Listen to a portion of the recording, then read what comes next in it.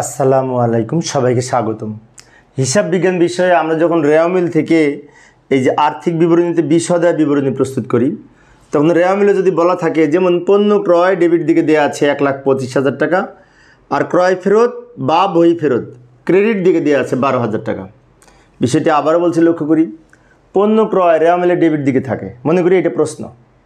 রেওয়া মিলে ডেবিট দিকে দেওয়া আছে পণ্য ক্রয় 1,25,000, আর ক্রয় ফেরতের আরেক নাম কিন্তু বই ফেরত। তো ক্রয় ফেরত রেওয়া মিলে ক্রেডিট দিকে থাকে।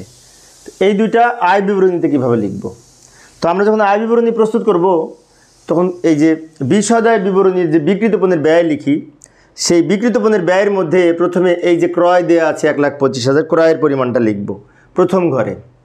আমরা জানি যে বিশদায় বিবরণীতে টাকার কলাম সাধারণত 3টা হয় এবং সমন্বয় থাকলে প্রথম ঘরে লিখতে হয়। যেমন পণ্য ক্রয়ের সাথে যেহেতু এটা বিয়োগ হবে ক্রয় ফেরতটা, সেজন্য এই যে পণ্য ক্রয় 1,25,000 পণ্য ক্রয় বলে প্রথম ঘরে লিখব। এবার এখান থেকে ক্রয় ফেরত বাদ দিব, বাদ ক্রয় ফেরত বা বই ফেরত যাই লিখে না কেন ওইভাবে বাদ দিব 2,000 টাকা। এবার 1,25,000 থেকে 2,000 টাকা বিয়োগ করে 1,23,000 টাকা পাবো, এইখানে লিখব।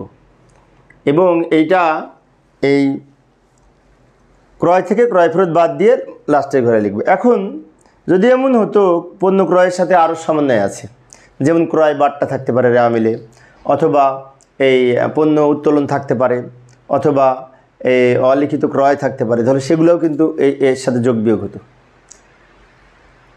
এইভাবে আমরা ক্রয় থেকে ক্রয় ফেরত বিয়োগ করতে পারি।